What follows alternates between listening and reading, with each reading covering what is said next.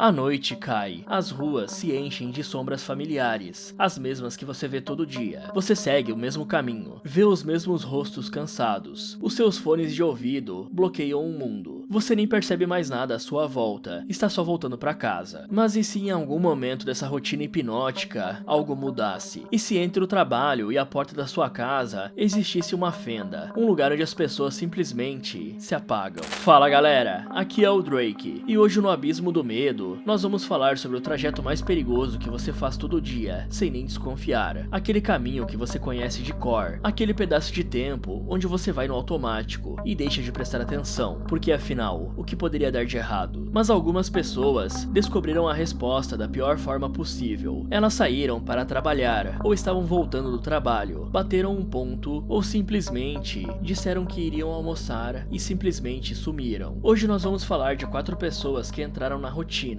e nunca mais saíram dela.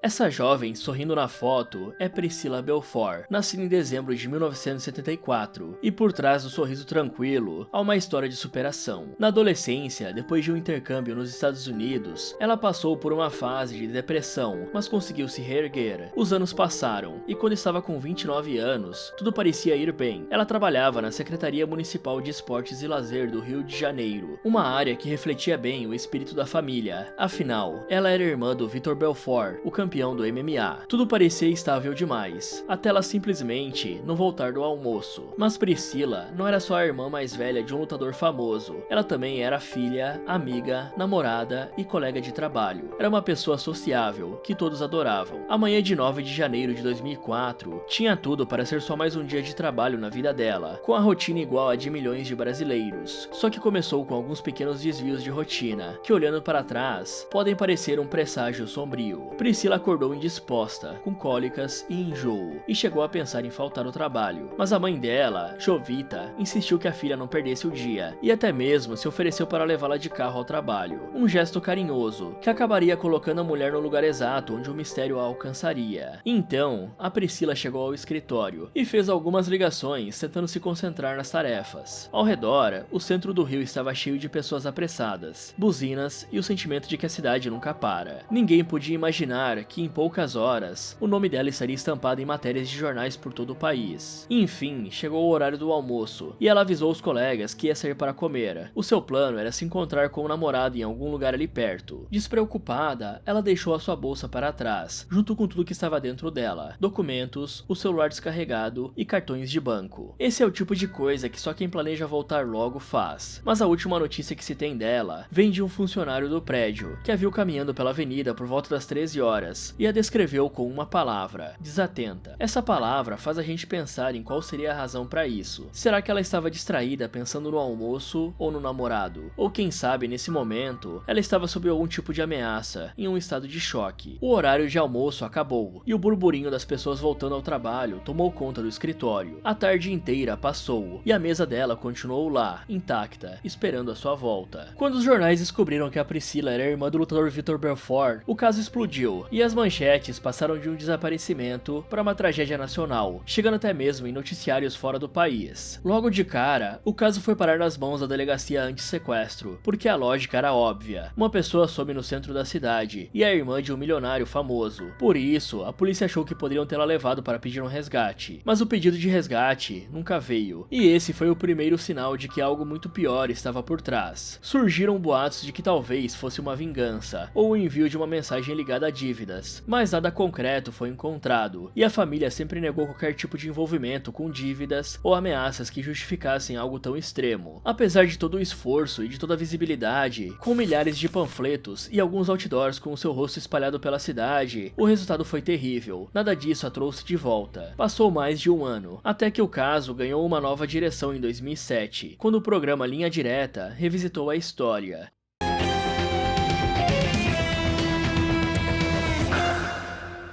agora trazendo uma nova teoria, mais complexa e revoltante para a família, a de que Priscila estava envolvida com substâncias e teria sido finalizada por traficantes. Essa teoria se espalhou rápido na época, até no antigo Orkut. Alguns diziam que a Priscila teria sido confundida, levada para uma favela e tirada de lá sem vida, e a base para isso era que em agosto desse ano, uma mulher chamada Elaine Paiva se entregou ao Ministério Público, alegando ter finalizado a Priscila a mando de um traficante preso em Bangu 1, por conta de uma dívida de R$9.000.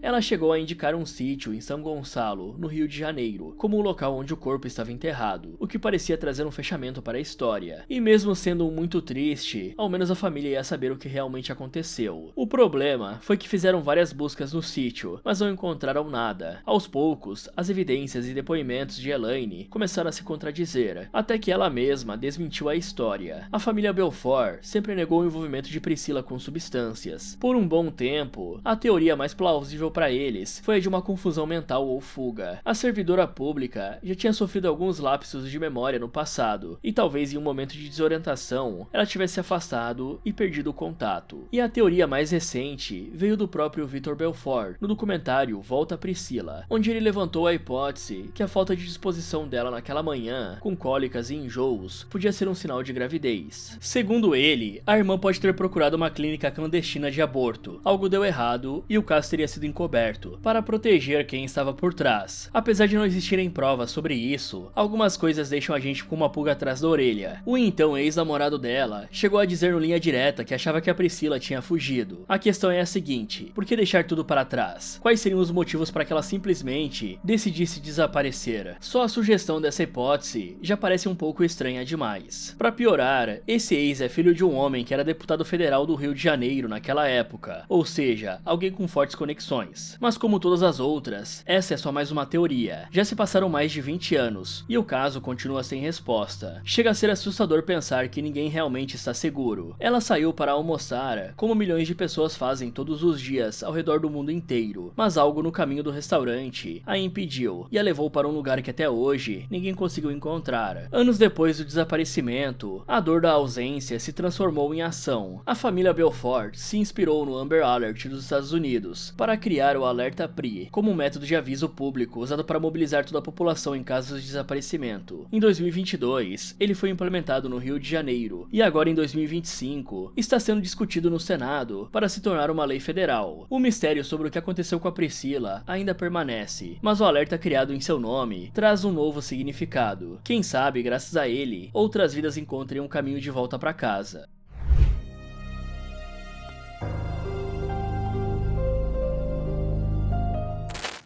Filha de um advogado chamado Peter Lawrence e de uma mãe que chegou a ser prefeita chamada Joan, Claudia Lawrence nasceu em 1974 e estudou em um internato e colégio particular só para meninas. Tudo para receber a melhor educação possível. Parecia ter dado tudo certo. E já na sua vida adulta, com 33 anos, em 2007, ela comprou sua casa em um subúrbio de Yorkshire, na Inglaterra. Foi ali que ela levava a vida que todos conheciam. Uma chefe dedicada que tinha um trabalho estável, era pontual e confiável. Mas existia um lado da Cláudia que quase ninguém conhecia, um lado que mais tarde faria a polícia chamá-la de complexa e misteriosa. Ela mantinha relacionamentos românticos secretos com vários homens, alguns deles casados. O segredo era tão bem guardado que, olhando a foto dela, ninguém imaginaria o tipo de vida que ela levava. Até os seus familiares e vizinhos que a conheciam um pouco melhor também não faziam ideia. Só que esse é o sorriso de alguém que vive equilibrando a sua vida pública e a vida privada, de uma pessoa que sabe de algo que os outros não sabem. E é essa vida secreta que se tornaria o foco da investigação. Na quarta-feira, 18 de março de 2009, ela trabalhou das 6 às 14 horas e foi vista por uma vizinha e por câmeras de segurança por volta das 15 horas, perto da sua casa. Naquela noite, ela conversou com o pai e a mãe por telefone. Parecia estar normal e relaxada, planejando se deitar cedo, pois ela teria que acordar antes das 5 da manhã do dia seguinte para ir a pé para o trabalho, já que seu carro estava no conserto. O último contato conhecido foi uma mensagem enviada às às 20h23 e uma recebida às 21h12. Depois disso, nenhum sinal dela. Na quinta-feira, ela não apareceu para o trabalho. O gerente ligou para o celular dela, que tocou, mas a chamada foi para a caixa postal. Os colegas estranharam, mas acharam que devia haver um bom motivo. Talvez ela estivesse dormindo demais. Afinal, quem nunca, né? O primeiro sinal de que algo estava muito errado veio de um dos seus amigos. De noite, Claudia ia se encontrar com uma amiga, a Suzy Cooper, no pub que ela gostava de ir. Só que ela não apareceu, enquanto seu celular continuava sem resposta. Na manhã de sexta-feira, no dia 20 de março, Suzy entrou em contato com o pai da amiga para ver se ele tinha alguma notícia. A preocupação da amiga deixou o Peter preocupado. Então, ele ligou para o trabalho da filha para tentar falar com ela, descobrindo que desde o dia anterior, a Claudia não tinha dado notícia nenhuma. O pai foi até a residência dela e usou a chave que tinha para poder entrar. Junto dele estava George Foreman, o proprietário do pub. A casa estava totalmente em ordem, a cama feita, tinha um pouco de louça suja na pia que dava a entender que ela tomou café da manhã. Sua bolsa com carteira, cartões e passaporte estavam lá. Os únicos itens que faltavam eram o celular, uma mochila que ela usava para levar o uniforme de chefe e a chapinha de cabelo. Tudo indicava uma coisa: Claudia tinha saído de casa como sempre fazia, por volta das 5 horas da manhã de quinta-feira, para ir trabalhar, mas ela nunca chegou ao trabalho. A polícia foi acionada, mas o início não demonstrou muita preocupação. A mulher não era uma pessoa vulnerável, não tinha sinais de arrombamento na casa ou qualquer tipo de violência. Então a suposição inicial era de que a mulher tinha desaparecido voluntariamente, mas a família dela sabia que isso era impossível, só que mal sabiam eles que não conheciam a filha tão bem assim. Quando a investigação do desaparecimento finalmente começou, ela acabou sendo a mais cara da história da cidade, e o que a tornou tão complexa foi justamente a vida que Claudia tentou manter em segredo. 5 semanas depois, a polícia mudou a investigação de pessoa desaparecida para suspeita de homicídio. A explicação mais provável para o sumiço estava no estilo de vida dela. Por isso, a investigação se concentrou na construção de uma espécie de galeria de vilões, dos homens com quem a chefe se envolvia, porque algum deles podia ser o culpado. A imagem da chefe reservada, que levava uma vida secreta, tomou conta das manchetes. Um jornalista chegou a declarar que, para uma filha de advogado que foi educada em escola particular, Claudia conhecia algumas pessoas bem estranhas, e que esse tinha sido o único caso de desaparecimento em que ele chegou a ser ameaçado mais de uma vez. E nesse caso existem várias pistas, algumas que foram descobertas na mesma época, e outras que só foram encontradas muitos anos depois. A pista mais importante foi que o celular da Claudia ficou ligado até 12h10, conectado a uma torre próxima da casa, até que alguém o desligou. Além disso, as autoridades encontraram mais de uma vez em câmeras de segurança carros estranhos rondando as proximidades da casa dela, mas nenhuma das pistas levou os policiais a lugar algum. A teoria que dominou a investigação desde o começo era que Claudia tinha sido sequestrada e finalizada pouco depois de sair de casa, e que o seu finalizador era um conhecido. Mesmo assim, uma pista levou os investigadores até o Chipre, um país que fica perto da Turquia, porque os policiais descobriram que a última mensagem que ela recebeu era de um homem nesse lugar. Eles descobriram que a Claudia já tinha visitado o país, e começaram a acreditar na possibilidade de que ela tivesse simplesmente fugido para lá. Então mandaram uma equipe de oficiais, mas não conseguiram mais nada que indicasse que essa teoria pudesse estar certa. Ao longo dos anos, 6 homens chegaram a ser presos, todos frequentadores do pub que ela mais gostava, mas no fim, nada foi provado. Em maio de 2014, o caso pareceu ter um avanço quando um homem de 59 anos foi preso. Ele morava perto da casa dela, já tinha trabalhado com a Claudia e costumava dar carona a ela até o trabalho. Ele foi liberado no dia seguinte sob fiança, e em novembro do mesmo ano, acabou sendo libertado sem qualquer acusação formal, ou seja, era mais um beco sem saída. Mas há uma teoria que ainda divide opiniões: a possível ligação com o assassino em série Christopher Halliwell. Sua vítima mais conhecida, Cian O'Callaghan, desapareceu depois de sair de uma boate, quando aceitou uma carona de Christopher, que trabalhava como motorista de táxi. Só que em vez de levá-la para casa, o cara dirigiu até um local isolado, onde finalizou Cian e escondeu seu corpo. Um detalhe chama atenção: Claudia desapareceu exatamente no dia 19 de março, o mesmo dia em que outra vítima de Halliwell, a professora Linda Razzell, também sumiu. Anos e lugares diferentes, mas o mesmo dia em comum. Apesar disso, não existem evidências que apoiem essa teoria. Quase 2 décadas depois, o que aconteceu com a chefe de cozinha continua sendo um dos maiores mistérios da Inglaterra. Muita gente ainda acredita que o foco inicial da polícia em investigar o estilo de vida dela pode ter desviado a atenção de pistas que realmente importavam. Quem sabe assim essa história tivesse encontrado um desfecho diferente. Mas é quando as suspeitas estão apontadas para uma única pessoa, e nem assim conseguem provar a sua culpa.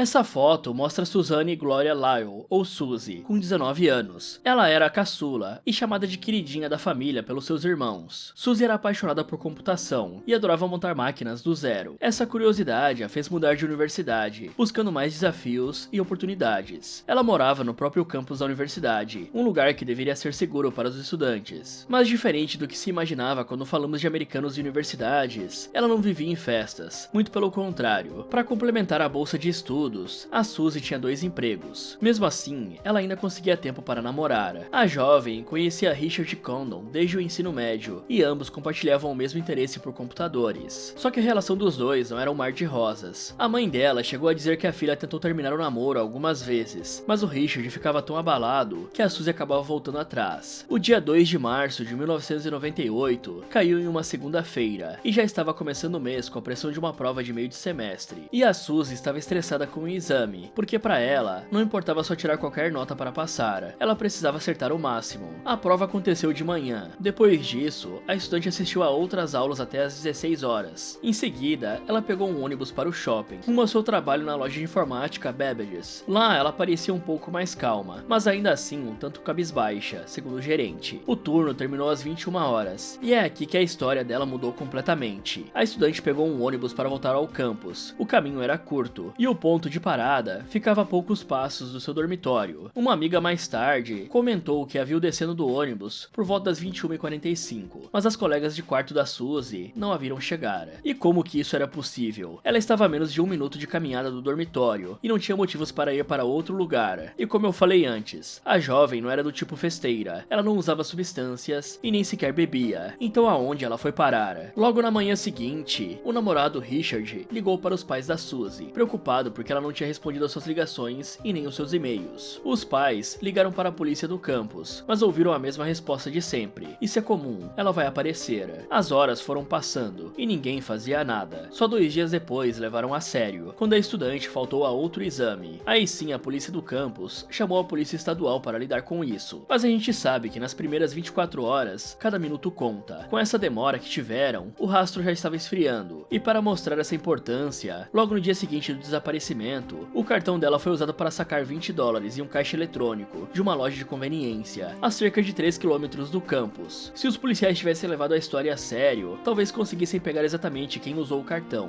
porque apesar desse valor ser algo que ela estava acostumada a sacar, a Mary Lyle, a mãe dela, disse que a loja ficava em uma parte da cidade que a Suzy não frequentava. Além do mais, quem usou o cartão sabia a senha dele, e só 2 pessoas sabiam, ela e o Richard. Essas são as palavras do próprio Richard. Essa declaração do namorado coloca um holofote enorme em cima dele. O problema é que o Richard tinha um álibi. Na noite do desaparecimento, ele estava jogando videogame com um amigo, que confirmou a história. Mas as coisas estranhas envolvendo esse sujeito não param por aí. Quando ele foi convidado pela polícia para fazer um teste de polígrafo, ele recusou e disse que só falaria com as autoridades novamente na presença de um advogado. Essa é uma atitude estranha para alguém cuja namorada sumiu. Afinal, se fosse com a gente, faríamos de tudo para ajudar, certo? Ele também se referiu à jovem como a sua noiva, algo que os pais dela nunca tinham ouvido falar. Anos depois, a Mary Lyle levantou uma hipótese perturbadora, quase uma acusação direta contra o ex-genro. Ela contou que 2 semanas antes de sumir, Suzanne insistiu em parar na casa do Richard para entregar um cartão de Dia dos Namorados, mas a mãe sempre acreditou que na verdade teria sido uma carta de término. Mas ele não foi o único a ficar na mira da investigação. Uma colega de trabalho dela disse aos investigadores que cerca de 1 mês antes do desaparecimento, a jovem comentou que achava estar sendo stalkeada por alguém que não conhecia. Anos depois, em 2005, um novo nome surgiu, John Regan, que havia tentado sequestrar uma estudante na cidade natal de Suzy, e se recusou a falar qualquer coisa sobre o caso dela. Ainda assim, o maior suspeito continuou sendo Richard Condon, que enquanto a história da estudante se apagava e acabava sendo esquecida, ele se casou e seguiu a sua vida, se recusando a falar com a mídia sobre o assunto. O pai dela, Doug Lyle, faleceu em 2015, mas sua viúva Mary continua até hoje buscando por justiça pela filha. Ao longo dos anos, mais de 75 videntes procuraram pela família. Muitos falavam sobre água, sugerindo que o corpo da Suzy estaria submerso, mas todas as pistas foram descartadas, e o caso continua sem uma solução. O que aconteceu naqueles poucos metros entre o ônibus e o dormitório ainda é um mistério. Teria sido um encontro com Joe Regan, ou um namorado que esconde o que realmente aconteceu naquela noite.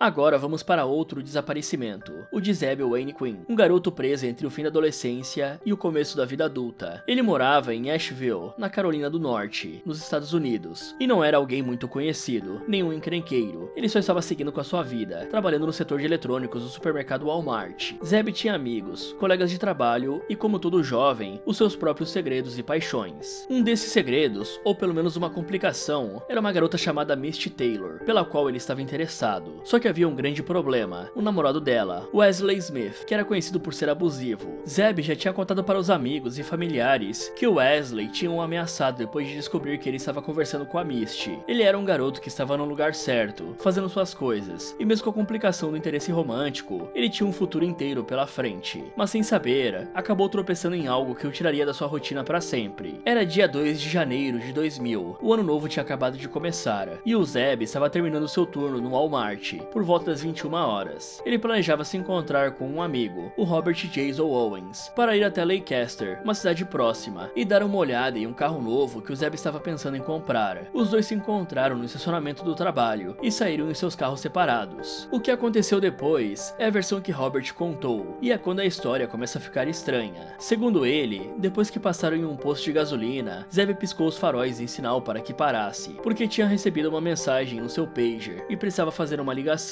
Então ele usou um telefone público para isso. Quando voltou, estava em desespero e disse para o Robert que precisava cancelar os planos. Em seguida, ele acelerou o carro, chegando até bater na traseira da caminhonete do amigo antes de sumir na noite. Algumas horas passaram e o Robert foi para o hospital, dizendo estar com as costelas fraturadas e um ferimento na cabeça, que segundo ele, tinha acontecido por causa do acidente de carro. Na manhã seguinte, a mãe do Zeb foi à polícia registrar o desaparecimento, e a partir daí, as coisas começaram a ficar bizarras. 2 dias depois, o jovem ligou para o Walmart e disse a um colega de trabalho que não iria, por estar doente, mas o colega que atendeu a chamada achou a voz estranha, não parecia com a do Zeb. Então, a polícia rastreou a ligação até a fábrica onde o Robert trabalhava, e quando foi confrontado sobre isso, ele admitiu ter feito a ligação, porque o amigo tinha ligado para ele e pedido um favor. Uma desculpa no mínimo estranha, né? Afinal de contas, porque o próprio Zeb não ligou direto para alguém do trabalho. Mas o que realmente transformou o caso em um mistério bizarro foi o que aconteceu em 6 de janeiro, quando o carro dele foi finalmente encontrado e estava no estacionamento de uma churrascaria, um lugar que ficava perto do trabalho da mãe e da irmã dele, como se tivesse sido deixado intencionalmente ali para que elas encontrassem. Os faróis estavam acesos e dentro havia um filhote de labrador preto vivo, que não era do Zeb, e isso por si só já é muito estranho. Mas fica ainda mais esquisito, porque no vidro de trás do carro tinha a marca de uma boca, como se alguém tivesse beijado o vidro, junto de um ponto de exclamação desenhado com batom rosa. Parecia ser algum tipo de mensagem perturbadora que a gente vê em filmes de terror. E o que significava tudo isso? Era um sinal de que o Zeb tinha sido finalizado por causa do interesse na Misty. Além disso, ainda haviam garrafas de bebida, um casaco que também não era dele e um cartão-chave de hotel, que as autoridades não conseguiram rastrear. A investigação então se dividiu em 2 teorias principais: o triângulo amoroso e o amigo suspeito. A primeira ideia é que o namorado da Misty tinha feito algo contra ele dessa vez, saindo apenas da ameaça e indo para algo mais físico. Quando a polícia falou com o casal, eles negaram qualquer envolvimento. No entanto, a investigação revelou que a mensagem que o jovem tinha recebido na noite do desaparecimento veio da tia paterna dele. Eles tinham pouco contato, mas naquela noite ela estava na casa da mãe da Misty e o casal também estava lá. Isso podia até significar alguma coisa. Quem sabe o Wesley, o namorado violento, tivesse pego o pager para enviar a mensagem e atraí-lo. Mas uma coisa estranha também aconteceu. A tia do Zeb contou para a polícia que a sua casa tinha sido invadida naquela noite, mas não levaram nada. Só moveram alguns objetos como se a pessoa estivesse procurando por algo. A outra teoria caía em cima do último a ver o jovem com vida. Robert sempre foi uma figura de interesse. Com a história do acidente, a ligação para o Walmart e o seu comportamento estranho levantavam muitas suspeitas. A polícia tentou por anos, mas não conseguiu ligá-lo diretamente ao desaparecimento. E pouco a pouco, o caso foi esfriando. A história era para ser mais uma daquelas que nunca tiveram uma solução, se 15 anos depois, a máscara de Robert não tivesse caído de um jeito tão brutal. Em 2015, ele foi preso por ter finalizado e desmembrado Christy Schoen e o seu marido Joseph Codd. A mulher era uma chefe de cozinha famosa por ter participado de um reality show de culinária e ainda estava grávida quando teve a sua vida retirada com crueldade. Essa prisão deu à polícia a oportunidade de investigar o cara mais a fundo, e em junho do mesmo ano, os detetives encontraram tecido, materiais de couro e fragmentos duros desconhecidos, sob uma camada de concreto na propriedade do Robert.